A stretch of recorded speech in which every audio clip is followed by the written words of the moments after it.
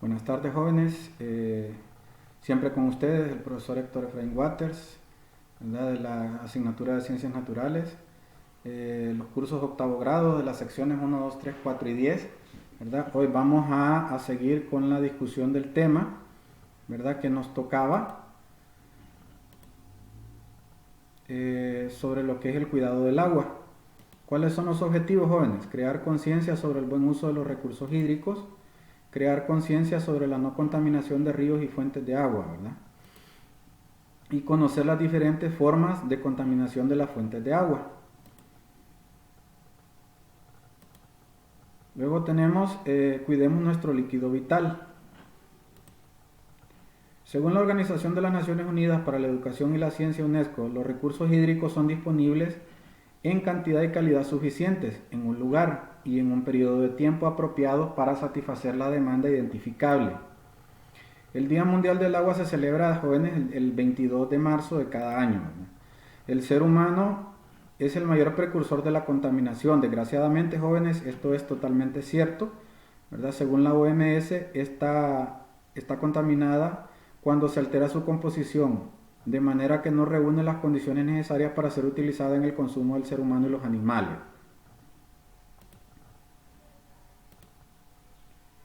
Seguimos con la contaminación del agua. Tenemos que los contaminantes del agua se agrupan de la siguiente manera: microorganismos patógenos, desechos orgánicos, sustancias químicas inorgánicas, nutrientes vegetales, compuestos orgánicos y algunos sedimentos y materiales suspendidos, aparte de las sustancias radioactivas.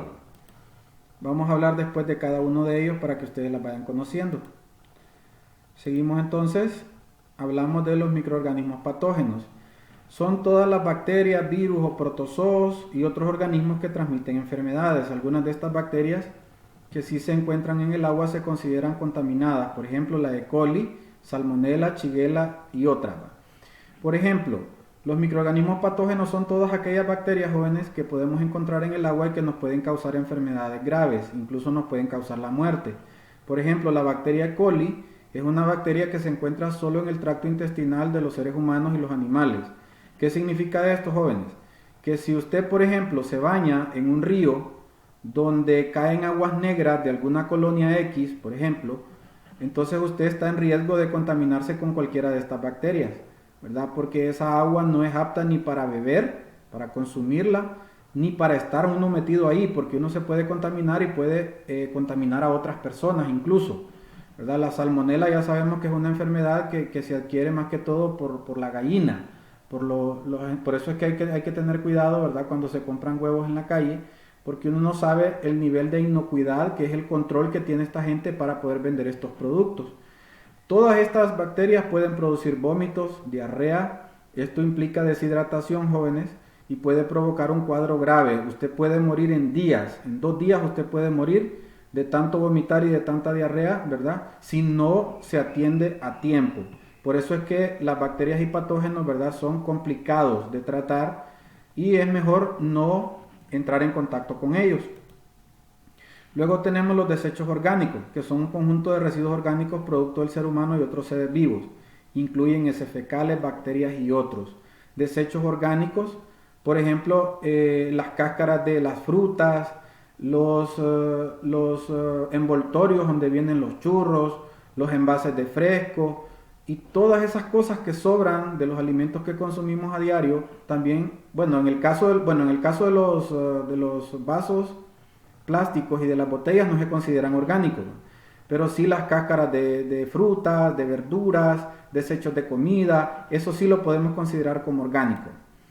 Luego tenemos las sustancias químicas que incluyen los ácidos, sales, metales tóxicos, ácidos como el mercurio o el plomo.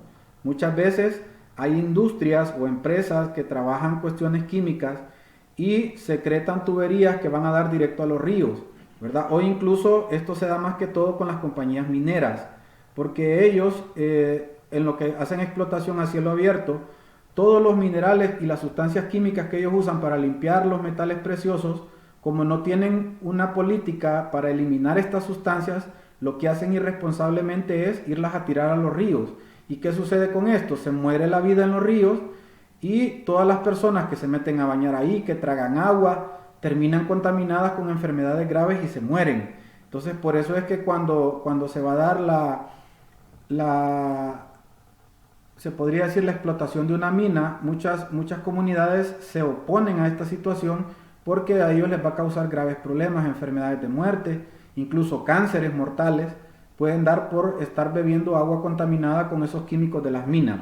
Entonces, por eso se debe tener mucho cuidado a la hora de poder consumir el agua. Luego tenemos los nutrientes vegetales inorgánicos, entre ellos tenemos nitratos, fosfatos, que son sustancias que las plantas necesitan para su desarrollo, y si se introducen en exceso también pueden ser contaminantes. Entonces, todo tiene su punto de inflexión, que hay que tomarlo en cuenta. Luego vamos a hablar de qué es la eutrofización, que es lo que produce el crecimiento excesivo de algas. Las algas jóvenes son un problema, porque estas algas lo que hacen es que pueden matar incluso la vida acuática, porque generalmente cuando se da este tipo de plantas en el mar, los tiburones se acercan a la orilla, ¿verdad? Se da el caso, por ejemplo, de lugares en el mundo donde nunca habían habido ataques de tiburones, y al haber estas algas, como pueden proporcionar parte de alimento a esos animales pequeños, a los pescados más pequeños y a otros animales, entonces esto atrae a los depredadores, y aquí es donde se dan los encuentros fatales con tiburones, ¿no?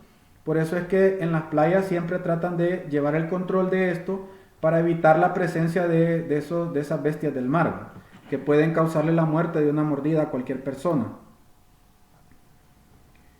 Bien, jóvenes, luego tenemos siempre con lo que es la contaminación del agua, tenemos los compuestos orgánicos, que son moléculas como el petróleo, la gasolina, los plásticos. Aquí es donde entran las botellas plásticas, los vasos desechables, tenedores, cucharas plásticas, los plaguicidas, ¿verdad?, que son un problema serio, porque la verdad es que nuestros agricultores poco han aprendido a poder utilizar fertilizantes naturales, sino que se van solo a lo químico. Y esto maltrata la tierra, hace que muchas bacterias se mueran, y después tienen que darle un tratamiento a la tierra, porque si no después ya las plantas no crecen, porque no hay nutrientes. Entonces hay que tener mucho cuidado. Lo mismo es cuando usted coma frutas y verduras, debe lavarlas bien, ¿verdad?, en agua con cloro durante unos 15 o 20 minutos, para evitar que su cuerpo pueda absorber estos plaguicidas que son muy malos y contaminantes para la salud, ¿va? También habla de disolventes, detergentes, ¿verdad?, entre otros que duran mucho tiempo para su descomposición. Es bien difícil. Ustedes miran un agua blanca que sale siempre de las pilas, ¿verdad? Esa agua es agua de jabón, y esa agua cuesta que se desintegre y contamina las fuentes de agua. Lo mismo, no sé si ustedes se han fijado, por ejemplo, cuando hay barcos de petróleo, que se rompe una tubería de petróleo y se llena de petróleo el agua, y todos los animales que viven ahí mueren por esa circunstancia, porque el petróleo es tóxico. Lo mismo el combustible, ¿va? Hace un tiempo ya atrás se dio que en México, creo que se rompió una tubería con diésel, y todo ese diésel y esa gasolina salieron al mar y se murieron muchísimos animales, ¿va? Todas las costas se miraban llenas de animales muertos. Entonces, por eso es de evitarlo, ¿verdad? Porque son orgánicos, porque se extraen del petróleo, y el petróleo es un producto de la tierra, de miles de años. Luego tenemos los sedimentos y materiales suspendidos, que son partículas arrancadas del suelo que provocan turbidez.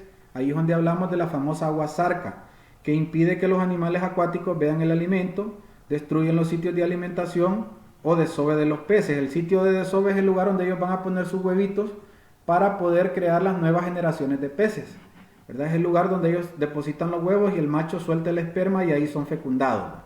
Hasta con eso arranca esos sedimentos, ¿verdad? Arrastra, arruina. Luego tenemos las sustancias radioactivas, ¿verdad?, que estas sí son peligrosas, ¿verdad?, porque tienen isótopos radioactivos que producen naturalmente en las centrales nucleares, ¿verdad? Generalmente las centrales nucleares, bueno, en nuestro país pues sabemos que no hay, pero hay otros países donde no hay represas, como en Japón, incluso en México hay una, ¿verdad?, que hay lugares donde no hay ríos para poder hacer represas. Entonces esta gente tiene que optar a estas cuestiones radioactivas, y los desechos de estos, si son tirados al agua, contaminan y pueden matar todo lo que está a su paso. Si usted vive cerca de un lugar de esos, ¿verdad? Y esas partículas van a caer a su comida, al fresco que se toma, al agua de la pila, y usted entra en contacto con eso, su cuerpo se contamina de radiación y usted puede llegar a padecer cánceres fulminantes, ¿verdad? Y morir. Entonces es de tener mucho cuidado. Luego tenemos ahí las formas de aumentar la disponibilidad del agua dulce. Tenemos aprovechamiento del agua lluvia, que ya sabemos que en muchos lugares que casi no llueve, la gente incluso tiene tuberías que caen de los techos y esas tuberías van a dar a la pila, van a dar a la cocina, y cada vez que llueve ellos aprovechan para llenar esos baldes, porque no sé si ustedes saben que el agua lluvia es un agua pura, porque fue evaporada por el calor del sol y se condensó y volvió a bajar. Por eso se dice que es agua, es un agua destilada, porque ya es un agua que sufrió varios cambios de estado, de líquido a vapor y de vapor a líquido, y volvió a bajar a la tierra. Entonces la gente la guarda, ¿verdad? Ponen tuberías en los techos y la guardan. Luego recargando acuíferos. Esto significa de que hay lugares, por ejemplo, como pozos, que se pueden recargar de agua y sacarla cuando se necesite. A eso se refiere el recargado de acuíferos. Luego tenemos los embalses, que en nuestro país hay varios, ¿verdad? Como el Coyolar, la represa hidroeléctrica El Cajón, que produce energía para cierta parte del país, y la otra la producen las famosas térmicas, ¿no? Bien, luego tenemos ahí lo que es la reutilización de las aguas residuales, ¿verdad? Que muchas veces hay países donde no hay agua fresca, entonces lo que hacen ellos es que tratan toda esa agua de las heces fecales, de los orines y de todos esos desechos de industrias. A través de procesos químicos le quitan todas las bacterias, le quitan todas las heces fecales, le quitan todo lo malo y la vuelven a hacer potable y la vuelven a mandar para que la gente la pueda reutilizar en sus hogares. O sea, ellos reutilizan el agua sucia y la vuelven limpia para que la gente la pueda reutilizar. A eso se refiere eso. Luego tenemos la desalinización del agua salada, que ya sabemos que es quitarle la sal al agua, ¿verdad? Bien, luego tenemos las fuentes de contaminación hídrica del agua generadas por el hombre. Esto lo vamos a ver en el siguiente video, jóvenes. Hasta pronto.